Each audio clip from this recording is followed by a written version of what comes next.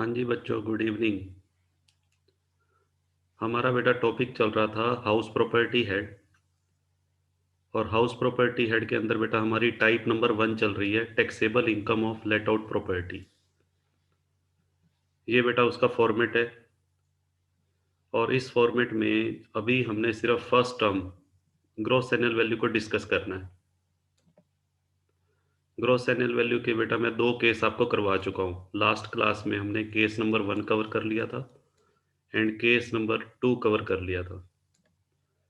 तो आज की क्लास में बेटा इसके जो रिमेनिंग केसेस हैं उनको हम कवर करने की कोशिश करेंगे। ठीक है। आज बेटा हमने पहले केस नंबर 3 करना है, बट केस नंबर 3 से पहले हम इसकी चर्चा कर लेते हैं अनरियलाइज रेंट, क्योंकि केस नंबर 3, 4, 5 में इसका यूज होने वाला है। ठीक है। तो चलिए चलते हैं। Unrealise rent. अनरियलाइज रेंट बेटा क्या होता है?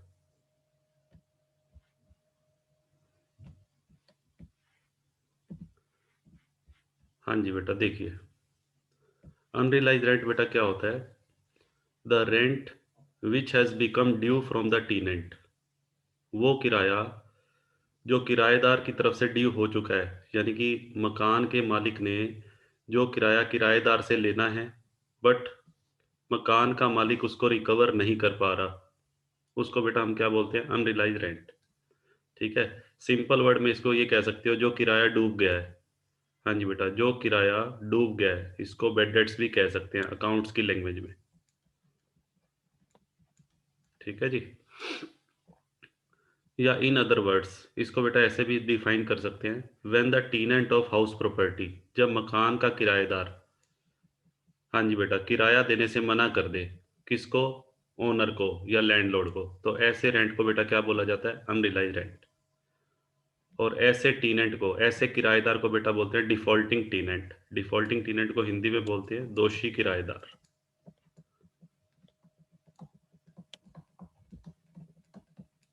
ठीक है जी।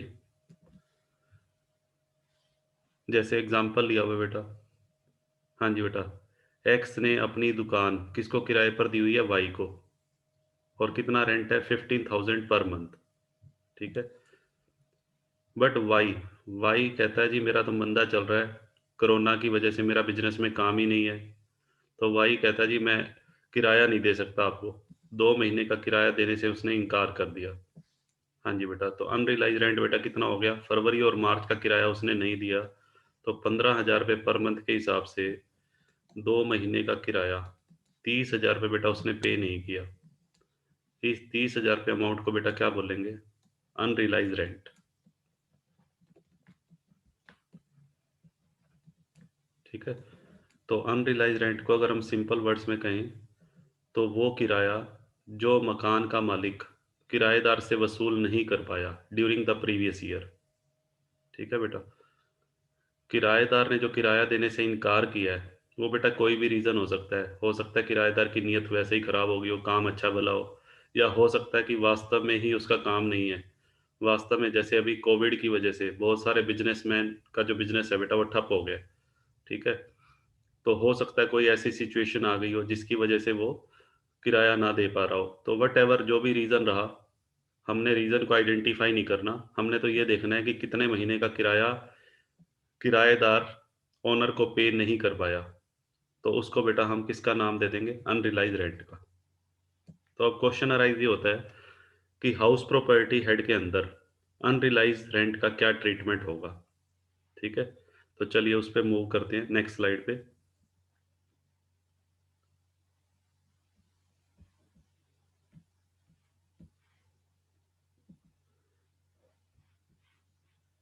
हाँ जी बेटा, देखिए सबसे पहली बात, अनरियलाइज रेंट को बेटा ग्रॉस एनुअल वैल्यू में से हम माइनस करते हैं। क्यों माइनस किया जाता है? हाँ जी बेटा, सुनिए ध्यान से। ग्रॉस एनुअल वैल्यू किसको रिप्रेजेंट करती है? ग्रॉस एनुअल वैल्यू रिप्रेजेंट करती है हाउस प्रॉपर्टी से ओनर को कितनी प्राप्ति हुई। हाँ जी बेटा, इनकम टैक्स बेटा कभी भी प्राप्ति पे नहीं लगता, इनकम टैक्स लगता है हमेशा इनकम पे। ठीक है। और इनकम बेटा कैसे आती है? इनकम आती है रिसीप्ट्स में से क्या माइनस करके? रिसीप्ट में से बेटा जब हम एक्सपेंसेस एंड लॉसेस माइनस करेंगे, एक्सपेंसेस और लॉसेस को बेटा जब हम माइनस करते हैं तो हमारी इनकम आती है। ठीक है। अब मुझे एक बात बताओ, यहाँ पे जो अनरिलाइज रेंट है, अनरिलाइज रेंट बेटा मकान के मालिक के लिए क्या है? लॉस है। ठीक है। तो क्या उसको इस लॉस की डिडक्शन नहीं मिलनी चाहिए? ठीक है जी। अगर बिना इस लॉस को माइनस किए हम करदाता की इनकम पे टैक्स लगाएंगे तो ये तो उसके साथ अन्याय होगा। मान लीजिए एक मकान का मालिक है जिसका बेटा हमने 2 लाख रुपए किराया बनता है साल का। ठीक है, उसके मकान का किराया 2 लाख रुपए है। इसको हम ग्रॉस एनुअल वैल्यू का नाम दे लेते हैं। और मान लीजिए इसमें से 40,000 रुपये किराया उसको वसूल नहीं हो पाया। ठीक है, तो टैक्स बेटा 2 लाख पे थोड़ी लगना चाहिए, टैक्स तो कितने पे लगना चाहिए? 160 पे। ठीक है जी। तो कहने का मतलब जो किराया मकान के मालिक का डूब गया है उस किराए की बेटा डिडक्शन दी जाएगी। उस किराए को बेटा हम क्या बोलते हैं? Unrealised rent. ठीक है। बट हाँ, इसकी डिडक्शन जब हम ग्रॉस एनुअल वैल्यू में से देंगे तो उसके लिए बेटा पहले कुछ कंडीशंस आपको चेक करनी पड़ेंगी। यदि वो कंडीशंस फुलफिल होंगी तभी उसकी डिडक्शन दी जाएगी। वो कंडीशंस बेटा कौन सी हैं? Conditions of rule 4। इसको बेटा इनकम टैक्स में एक नाम दिया गया है, कंडीशंस ऑफ रूल 4। अगर कंडीशंस ऑफ रूल 4 की शर्तें पूरी हो जाएंगी तभी अनरिलाइज रेंट की डिडक्शन दी जाएगी, अदरवाइज नहीं दी जाएगी। ठीक है। अगर क्वेश्चन में कुछ भी ना लिखा हो तो जनरली हम ये अज्यूम कर लेते हैं कि रूल 4 की शर्तें पूरी होती हैं। तो पहले इनको बेटा एक बार स्टडी कर लेते हैं। रूल 4 की कौन कौन सी ऐसी शर्तें हैं जिनके पूरा होने पर मकान के मालिक को अनरिलाइज रेंट की डिडक्शन दी जाएगी। ठीक है। तो सबसे पहली कंडीशन बेटा क्या है? Tenancy must be bona fide. हाँ जी बेटा, सबसे पहली कंडीशन है किराएदारी वास्तविक होनी चाहिए, यानी कि मकान वास्तव में किराए पर दिया गया हो। हाँ जी बेटा। एक बेटा हम आगे पढ़ेंगे deemed to be let out. Deemed to be let out होता है जो मकान वास्तव में किराए पर नहीं दिया गया परंतु उसको किराए पर दिया हुआ माना गया है। ठीक है। तो ऐसा मकान नहीं होना चाहिए। मकान वास्तव में किराए पर दिया गया हो, यानी कि मकान के मालिक को इस बात को प्रूव करना पड़ेगा कि जिस मकान से संबंधित वो अनरिलाइज रेंट की कटौती की मांग कर रहा है वो मकान वास्तव में किराए पर चढ़ा हुआ है। ठीक है। यदि कोई मकान वास्तव में किराए पर नहीं चढ़ा हुआ बल्कि किराए पर चढ़ा हुआ माना गया है तो उस केस में बेटा अनरिलाइज रेंट की कोई कटौती नहीं मिलेगी। ठीक है। तो सबसे पहली कंडीशन बेटा आपको याद रखनी है, मकान वास्तव में किराए पर दिया गया हो। दूसरी बात, द डिफॉल्टिंग टीनेंट यानी कि दोषी किराएदार, दोषी किराएदार ने प्रॉपर्टी को खाली कर दिया हो। हाँ जी बेटा, किराएदार ने मकान को खाली कर दिया हो या उस किराएदार से मकान को खाली करवाने की सारी कार्यवाहियां की जा चुकी हों। हाँ जी बेटा, क्या लिखा हुआ है? Steps have been taken to compel him, यानी कि मकान का मालिक किराएदार को कंपेल कर चुका हो, भाई मेरा मकान खाली करो, यदि आपने किराया नहीं देना तो मकान मेरा मुझे खाली चाहिए। ठीक है। तो यहाँ पे बेटा सेकंड कंडीशन क्या है? या तो दोषी किराएदार ने मकान को खाली कर दिया हो या मकान के मालिक ने उससे मकान खाली करवाने के लिए जो नेसेसरी स्टेप्स लेने थे वो ले चुका हो। ठीक है। और थर्ड कंडीशन क्या है बेटा? The defaulting tenant is not in the occupation of any other property of assessee. जो बेटा दोषी किराएदार है, यानी कि जो किराया देने से मना कर रहा है, उस किराएदार का उस मकान के अलावा, उस मकान के अलावा मतलब जिस मकान से संबंधित उसने किराया नहीं दिया उसके अलावा करदाता के, ओनर के किसी दूसरे मकान पे कब्जा नहीं होना चाहिए। हाँ जी बेटा, थर्ड कंडीशन को बेटा ध्यान से सुनो। थर्ड कंडीशन क्या है? जो दोषी किराएदार है, दोषी किराएदार ने जिस मकान से संबंधित किराया देने से इनकार किया है उस मकान के अलावा उसका करदाता के किसी अन्य मकान पर कब्जा नहीं होना चाहिए। ठीक है जी। ये बेटा थर्ड कंडीशन है। और फोर्थ कंडीशन बेटा क्या है? द असेसी, असेसी का मतलब बेटा यहाँ ओनर, मकान का जो स्वामी है, उसने किराएदार से किराया वसूल करने की सारी कार्यवाहियां कर ली हो, सारी जो लीगल प्रोसीडिंग्स है, यानी कि उसको किराएदार को वो क्या भेज चुका हो? लीगल नोटिस भेज चुका हो। किस चीज का legal notice? For the recovery of unrealised rent, यानी कि बेटा मकान के मालिक ने किराएदार से किराया वसूल करने के लिए किराएदार के अगेंस्ट किराएदार के खिलाफ जो भी कानूनी कार्रवाई करनी थी या कानूनी लड़ाई लड़नी थी वो लड़ चुका हो, या असेसिंग ऑफिसर को वो इस बात से संतुष्ट कर दे कि अब जो भी मैं लीगल प्रोसीडिंग लूंगा इसके खिलाफ वो वेस्ट होगी, यूजलेस होगी। ठीक है, कहने का मतलब जो मकान का मालिक है उसको कर निर्धारण अधिकारी को चार बातों से संतुष्ट करना पड़ेगा। का चार बातें बेटा कौन सी हैं, मैं दोबारा रिपीट कर रहा हूँ। सबसे पहले मकान वास्तव में किराए पर दिया गया हो। दूसरा, मकान के मालिक ने किराएदार से प्रॉपर्टी खाली करवा ली हो या खाली करवाने की कार्यवाही कर ली हो। तीसरी बात, किराएदार का उस मकान के अलावा करदाता के किसी अन्य मकान पे कब्जा नहीं होना चाहिए। और चौथी बात, मकान के मालिक ने किराएदार से किराया वसूल करने की सारी कार्यवाहियां, जो कानूनी जो लीगल नोटिस भेजने थे वो भेज चुका हो, या असेसिंग ऑफिसर को वो इस बात से संतुष्ट कर दे कि अब मैं जो भी कार्रवाई करूंगा वो यूजलेस होगी, मैंने जो करना था मैं सब कर चुका इसके अगेंस्ट। ठीक है जी। तो ये चारों बातें, इन चारों बातों से यदि कर निर्धारण अधिकारी असेसिंग ऑफिसर बेटा संतुष्ट हो जाता है तो वो मकान के मालिक को अनरिलाइज रेंट की डिडक्शन दे देगा। ठीक है जी। अदरवाइज अगर ये शर्तें पूरी नहीं होती बेटा, अगर रूल 4 की शर्तें पूरी नहीं होंगी तो उस केस में करदाता को किसी तरह की कोई डिडक्शन नहीं दी जाएगी। अब कई बार बेटा सुनना ध्यान से, कई बार क्वेश्चन में ये लिखा होता है रूल 4 की शर्तें पूरी होती है तो हमने डिडक्शन लेस कर देनी है। ठीक है, अनरिलाइज रेंट को हम लेस कर देंगे। कई बार बेटा क्वेश्चन के अंदर कुछ भी मेंशन नहीं होता, क्वेश्चन में ये दिया होगा अनरिलाइज रेंट और साथ में बेटा अनरिलाइज रेंट दे दिया, सपोज करो 5000। ठीक है, अब इसके साथ कुछ नहीं लिखा हुआ the conditions of rule 4 are satisfied और नॉट। तो आपने क्या लेट करना है, आपने बेटा ये एज्यूम कर लेना है, एज्यूम कर लेना है कि रूल 4 की जो शर्तें हैं, conditions of rule 4 are satisfied.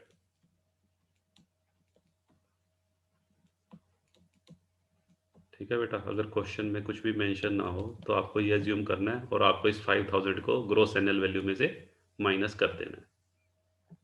Clear है बेटा? चलिए आगे मूव करते हैं।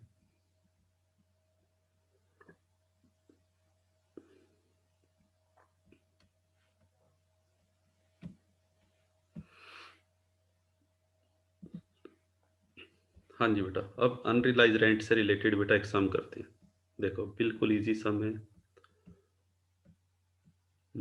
देखिए बेटा, हाँ जी बेटा, केस नंबर 3, मकान किराए पर दिया हुआ है।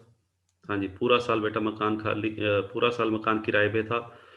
गत वर्ष में यानी कि प्रीवियस ईयर 19-20 में मकान बेटा खाली नहीं रहा, no vacancy and there is unrealised rent.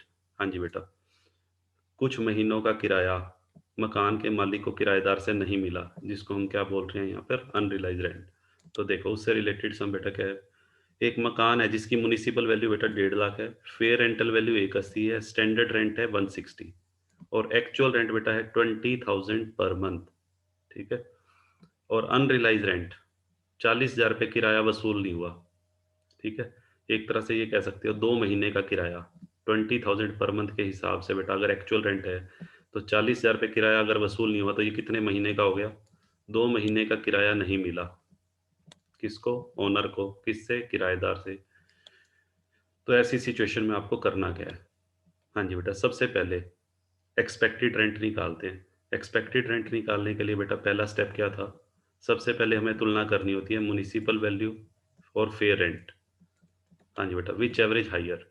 तो म्युनिसिपल वैल्यू और फेयर रेंट में बेटा देख लो 150 और 180 में कौन सा अमाउंट हाइयर है।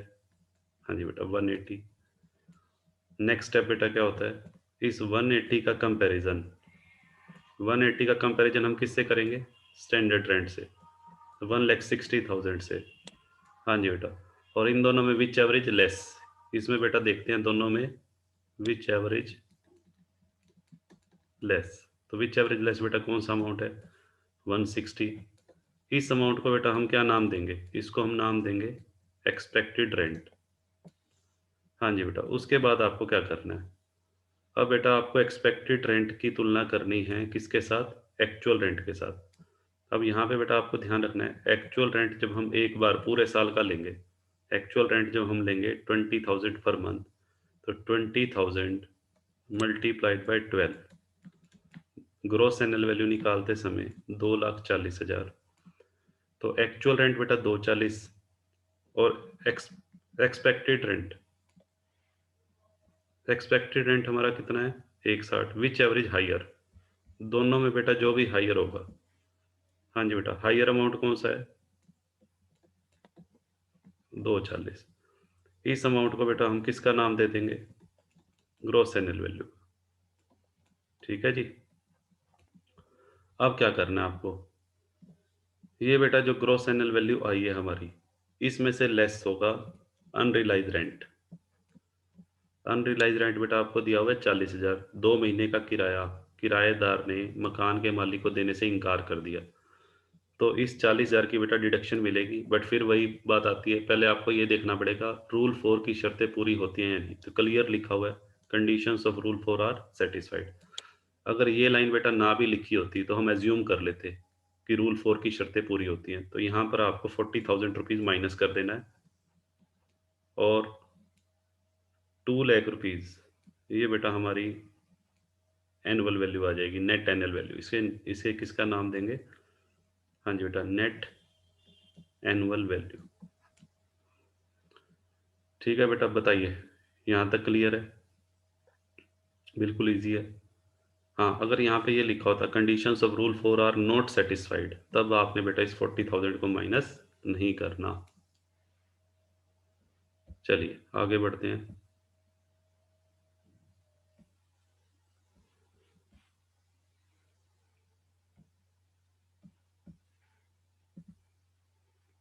हाँ जी बेटा, केस 4 पे आ जाइए। हाँ जी बेटा, देखिए केस 4 में बेटा क्या कहता है। केस 4 में बेटा सिचुएशन क्या है, मकान किराए पर दिया हुआ है, लेट आउट है। हाँ जी बेटा, मकान लेट आउट है। दूसरी बात, देयर इज वैकेंसी, मकान कुछ कुछ पीरियड के लिए बेटा खाली भी रहा है। ठीक है, यानी कि प्रीवियस ईयर में कुछ महीने मकान बेटा खाली पड़ा रहा। ठीक है, किराए पर नहीं था। और अनरिलाइज रेंट, हाँ जी बेटा, प्रीवियस ईयर में कुछ महीने ऐसे भी हैं जब किराएदार ने मकान के मालिक को किराया नहीं दिया। ठीक है जी, यानी कि ये वो अमाउंट है जो बेड डेट्स हो गया। तो अब क्या करेंगे बेटा, इस क्वेश्चन में देखो सारी चीज़ें हैं, वैकेंसी पीरियड भी है, अनरिलाइज रेंट भी है। तो अभी आप थोड़ी देर के लिए अनरिलाइज रेंट को बेटा थोड़ी देर के लिए भूल जाइए, सिर्फ हम पहले ट्रीटमेंट करेंगे। देखिए सबसे पहले हम एक्सपेक्टेड रेंट निकालते हैं एज यूजुअल। सबसे पहले म्युनिसिपल वैल्यू कितनी है 2 लाख, फेयर रेंट बेटा कितना है 180। ठीक है, तो म्युनिसिपल वैल्यू और फेयर रेंट की बेटा हम तुलना करते हैं। तो फर्स्ट स्टेप हमारा हो जाएगा विच एवरेज हायर। हाँ जी बेटा, दोनों में हायर अमाउंट आ गया 2 लाख। नेक्स्ट स्टेप बेटा क्या होता है, जो ये हायर अमाउंट आया जिसको हम एच से रिप्रेजेंट कर लेते हैं, चलिए। तो इस 2 लाख की तुलना किससे करनी है 2.5 लाख से। और विच एवरेज लेस, इन दोनों में बेटा जो लेस होगा, लेस अमाउंट कितना है 2 लाख और 2.5 लाख में, तो 2 लाख। ये 2 लाख बेटा हमारा क्या आ गया, हाँ जी बेटा, इसे हम किसका नाम देते हैं एक्सपेक्टेड रेंट। तो ये वो किराया है जो मकान के मालिक से उम्मीद की जाती है कि उसे लेना चाहिए, किससे किराएदार से, 2 लाख रुपए। हाँ जी बेटा, अब एक्चुअल रेंट बेटा देखो 30,000 पर मंथ है। ठीक है, अब मैंने कल बताया था अगर मकान कुछ पीरियड के लिए खाली रहो, ठीक है 2 महीने बेटा मकान खाली रहा है, तो एक्चुअल रेंट बेटा बताओ कितने मंथ्स का लेंगे। एक्चुअल रेंट बेटा लेंगे 10 मंथ्स का। तो एक्चुअल रेंट मैंने कल ही बताया था लेट आउट पीरियड का लेना है। ब्रैकेट में बेटा मैं लिख देता हूँ लेट आउट पीरियड। ठीक है, कैसे निकालेंगे, 30,000 मल्टीप्लाइड बाई 12, एक बार बेटा पूरे 12 महीने का किराया लिखो, माइनस इसमें से 2 मंथ्स का माइनस कर देते हैं। 2 मंथ्स कौन से हैं, वैकेंसी वाले। ठीक है, तो ये बेटा बनेगा 3,60,000 माइनस, हाँ जी बेटा 60,000। तो एक्चुअल रेंट बेटा हमारा आ गया 3 लाख। ठीक है जी, अब क्या करना है आपको, अब एक्सपेक्टेड रेंट की तुलना करनी है एक्चुअल रेंट से।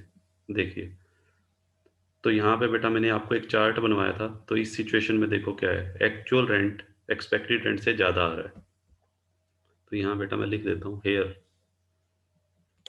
Hair actual rent is more than expected rent. Actual rent बेटा 3 लाख है, ठीक है जी, और एक्सपेक्टेड रेंट कितना है 2 लाख।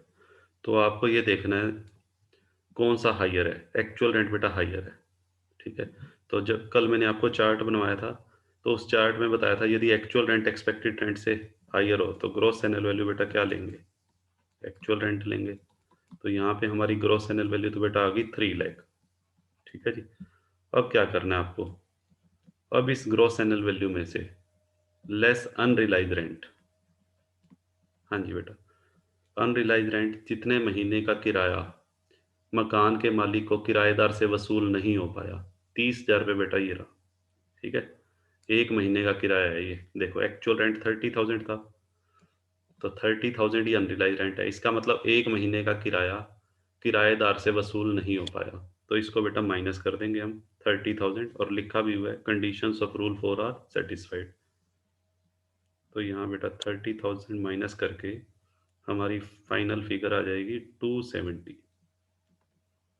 270 को बेटा हम क्या बोलेंगे, इसे हम बेटा net annual value, net annual value कह देते हैं या ओनली एनुअल वैल्यू,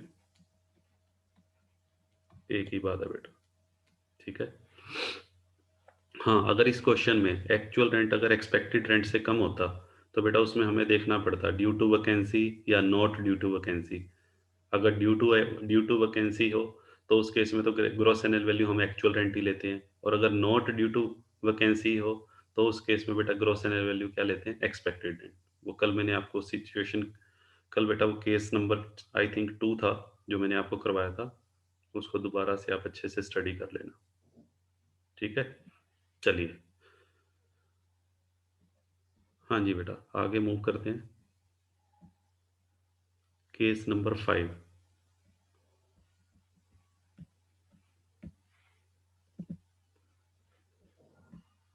हाँ जी बेटा देखिए क्या कहता है, केस नंबर 5 बेटा क्या है, अगर मकान पूरा साल बेटा लेट आउट ना रहा हो, let out for part of the year, हाँ जी बेटा, यदि मकान प्रीवियस ईयर में कुछ महीने लेट आउट रहा हो, और किस वजह से, रीजन क्या हो उसके पीछे, ड्यू टू परचेज और completion during the previous year. हमारा बेटा जो मकान है वो बन के कौन से ईयर में तैयार हुआ है, प्रीवियस ईयर 19-20 में। यदि कोई मकान प्रीवियस ईयर 19-20 में खरीदा गया हो, या प्रीवियस ईयर 19-20 में बेटा वो बन के तैयार हुआ हो, कंप्लीट हुआ हो, ठीक है जी, तो उस केस में हम कैसे एनुअल वैल्यू निकालते हैं, देखिए इस क्वेश्चन को बेटा हम इससे समझते हैं। जैसे इस सब में देखिए म्युनिसिपल वैल्यू दे रखी है 60,000 per annum, fair rent 66, standard rent बेटा 63, और एक्चुअल रेंट दे रखा है 6,000 पर मंथ। बाकी सारी चीजें बेटा ये भी पर एनम है, ये भी पर एनम है, ये भी पर एनम है, बट एक्चुअल रेंट आपको पर मंथ दिया हुआ है। अच्छा ये देखिए मकान कब बन के तैयार हुआ, 31/5/19 को। अब बेटा ध्यान से समझिएगा, ये हमारा प्रीवियस ईयर है, हाँ जी बेटा हमारा प्रीवियस ईयर है 19-20। 19-20 बेटा हमारा ईयर 1/4/19 से शुरू होता है, और 31 मार्च 20, 1 अप्रैल 19 टू 31, इस साल के बीच में कौन सी डेट को बेटा मकान बन के तैयार हुआ है, 1/6/19 को। ये बेटा डेट ऑफ कंप्लीशन है, ठीक है, क्लियर लिखा हुआ है डेट ऑफ कंप्लीशन। 31 मई को बेटा मकान बन के तैयार हुआ है, 31 मई को, और 1/6/19 को, एक ही बात है बेटा, 31 मई लिख लेते हैं, लो जी 31 मई 19 को मकान बन के तैयार हुआ, और वेरी नेक्स्ट डे, मकान बनने के बेटा एक दिन के बाद ही वो लेट आउट कर दिया। देखिए लिखा हुआ है डेट ऑफ लेटिंग 1 जून, 1 जून से बेटा किराए पे दिया हुआ है। इसका मतलब ये हुआ कि प्रीवियस ईयर में वो मकान कितने महीने किराए पे था, जून से मार्च। इस पीरियड में तो बेटा वो मकान बना ही नहीं था। 1 अप्रैल से 1 जून के बीच में वो मकान अंडर कंस्ट्रक्शन था, हाँ जी बेटा इस पीरियड में तो क्या था वो, अंडर कंस्ट्रक्शन। बन के बेटा कौन सी डेट को तैयार हुआ है, 1/6/19 को बन के तैयार हुआ है, और इसी डेट से लेट आउट कर दिया, ठीक है। 31 मई को बन के तैयार हुआ, और 1/6/19 से ही लेट, वेरी नेक्स्ट डे बेटा किराएदार पहले से ही तैयार था लेने के लिए, और 1/6/19 को वो मकान किराए पर दे दिया। तो कितने महीने किराए पर रहा? 1 जून से 31 मार्च। हाँ जी बेटा, काउंट करो।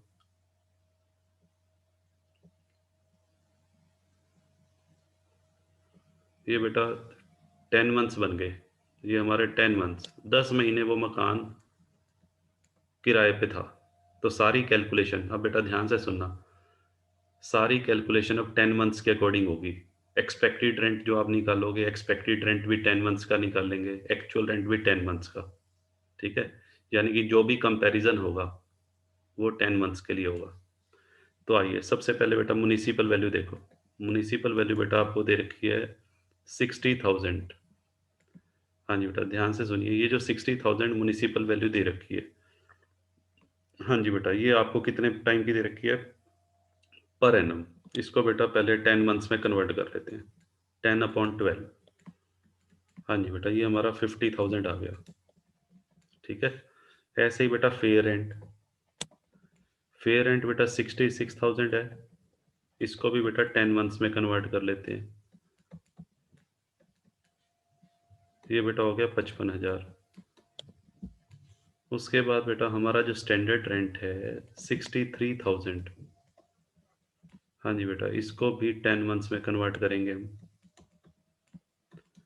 ये बेटा कितना बनेगा? कैलकुलेट कीजिए। हाँ जी बेटा, 12 पंजे 60।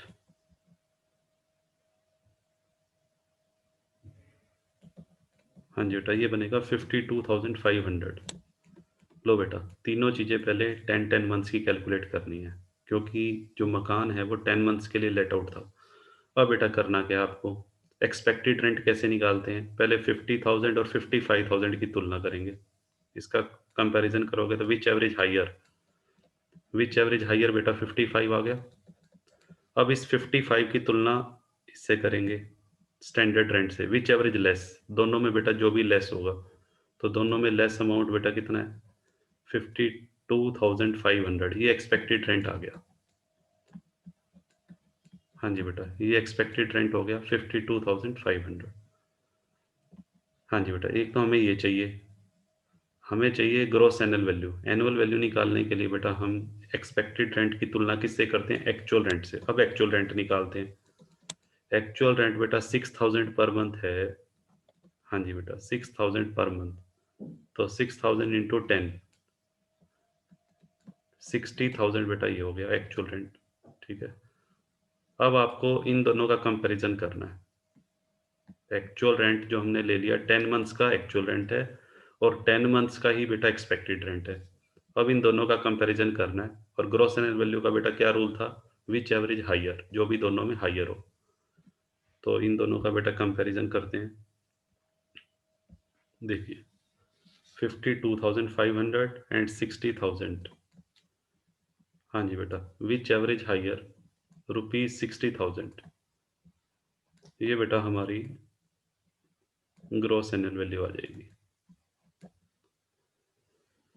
हाँ जी बेटा, बताइए।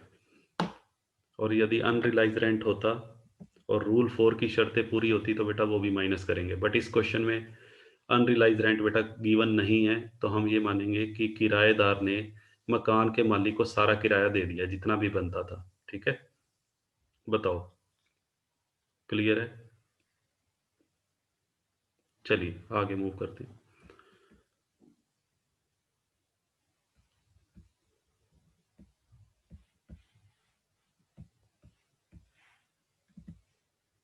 हाँ जी बेटा, अब आ जाइए केस नंबर 6 पे।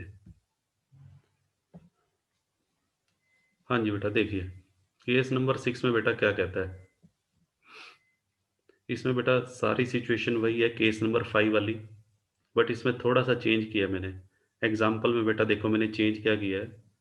31/5/19, मकान तो बेटा 31/5/19 को बन के तैयार हो गया था, और लेट आउट कब किया है? लेट आउट बेटा 1/8/19 से किया है, ठीक है?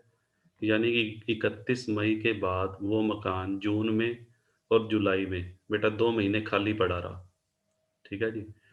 मकान बनने के बाद 2 महीने बेटा कोई किराएदार नहीं मिला, और लेट आउट कब किया है? 1/8/19 से, ठीक है? तो यानी कि इसको हम ऐसे दिखा सकते हैं, एक लाइन ड्रॉ कर लेते हैं हम।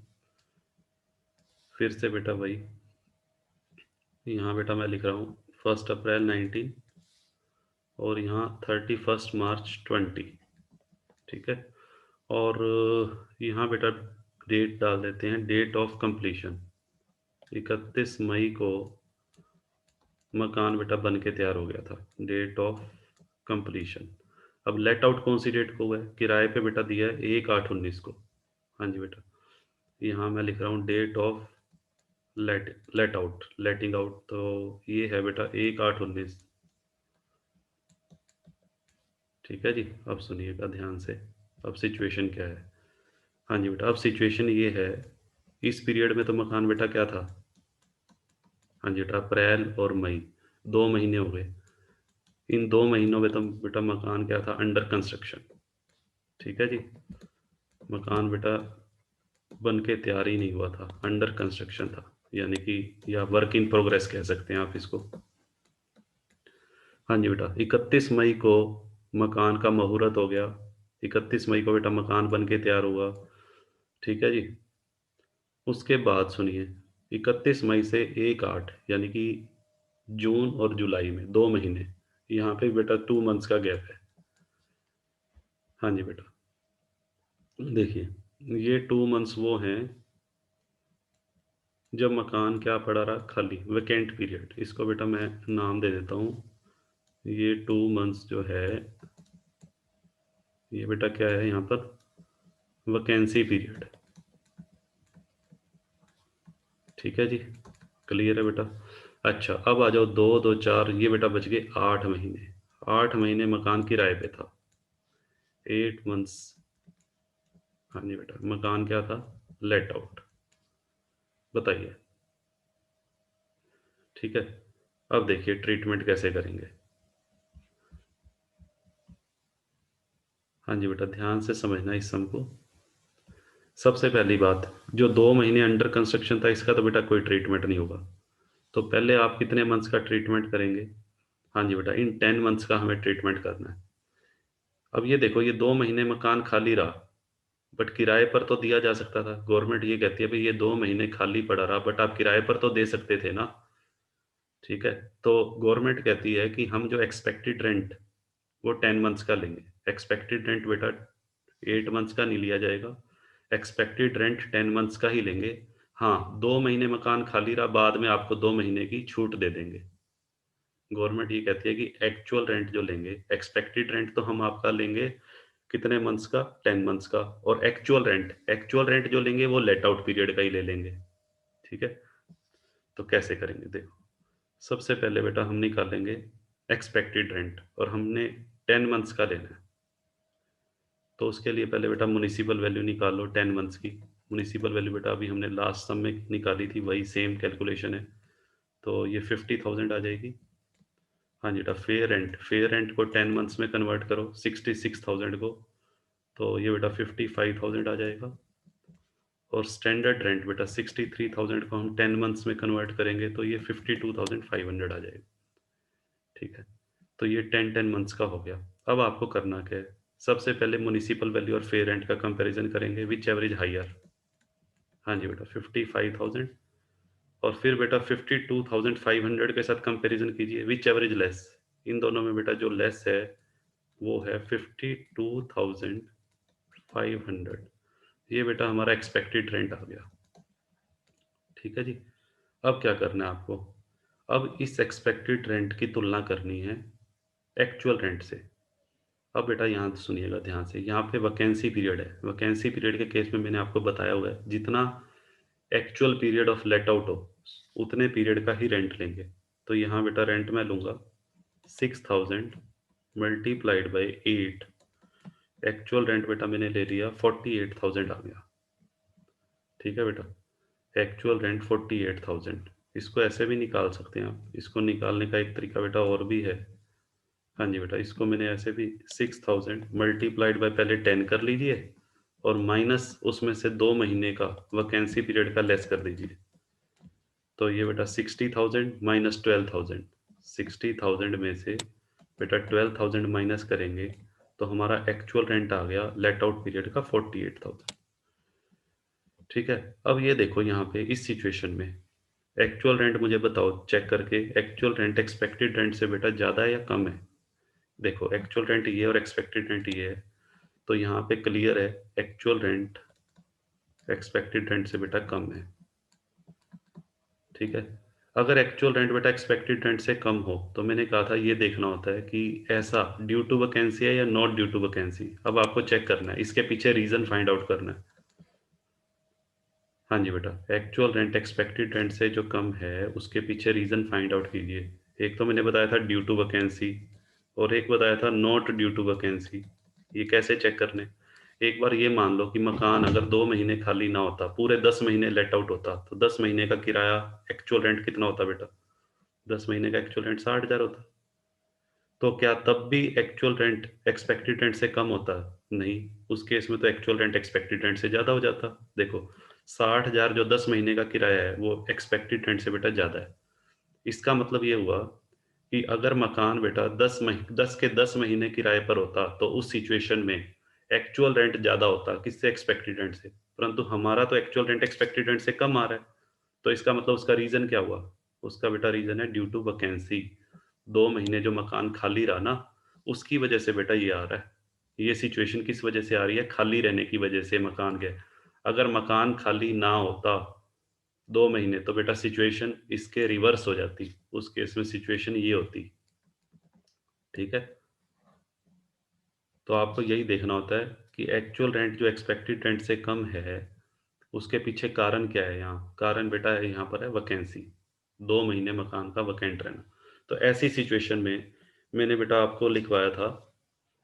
हाँ जी बेटा, ऐसी सिचुएशन में क्या लिखवाया है आपको? ऐसी सिचुएशन में जो ग्रॉस एनुअल वैल्यू ली जाती है, वो बेटा एक्चुअल रेंट ही ली जाएगी। ठीक है? अगर एक्चुअल रेंट एक्सपेक्टेड रेंट से कम हो और कारण बेटा क्या है यहाँ पर? ड्यू टू वैकेंसी है। इस क्वेश्चन में ये सिचुएशन है। ठीक है? ये वाली सिचुएशन नहीं है, नॉट ड्यू टू। तो इस सिचुएशन में मैंने आपको लिखवाया हुआ है, कल ही चार्ट बनवाया था, उसमें ग्रॉस एनुअल वैल्यू क्या लेंगे? Actual rent. तो यानी कि यहाँ पे बेटा एक्चुअल रेंट कितना है हमारा? 48,000। ये हमारा आंसर होगा। बताओ बेटा, क्लियर है? तो एक सिचुएशन बेटा ये भी हो सकती है।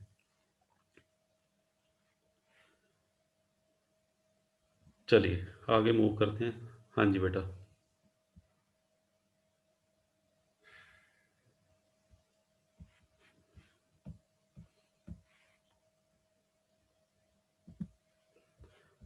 एक सिचुएशन बेटा ये भी है, सबसे इजी सिचुएशन। हाँ जी। अगर करदाता का, यानी कि मकान मालिक का जो मकान है पूरा साल खाली रहो। हाँ जी बेटा। अगर मकान बेटा पूरा साल खाली है तो उस केस में ग्रॉस एनुअल वैल्यू नील। मकान से बेटा किसी तरह की कोई अर्निंग नहीं हुई, तो उस केस में बेटा ग्रॉस एनुअल वैल्यू क्या होगी? नील। ठीक है जी। हालांकि इसके बारे में आगे डिटेल में मैं बताऊंगा। अगर किसी करदाता के पास एक से ज़्यादा मकान हो, हाँ जी बेटा, मान लीजिए किसी के पास 2 या 3 मकान हैं और सारे के सारे खाली पड़े हैं, उस केस में सभी की एनुअल वैल्यू नील नहीं मानी जाती। ठीक है? वो मैं आगे बताऊंगा। अभी आप सिर्फ ये ध्यान रखिए केस नंबर 7 में कि यदि किसी करदाता के पास एक ही मकान है और वो फुल ईयर के लिए बेटा क्या है? वैकेंट है, तो उसकी ग्रॉस एनुअल वैल्यू को हम क्या लेंगे? नील लेंगे।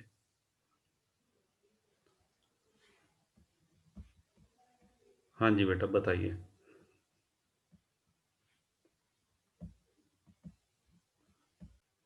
तो बेटा आज आपने ये 7 केसेस आपने रिवाइज कर लेने हैं। ठीक है? इनसे रिलेटेड होमवर्क मैं आपको सेंड कर दूंगा आपके व्हाट्सएप पे। और आज की क्लास को बेटा यहीं ओवर करते हैं। ठीक है? Bye bye, good night.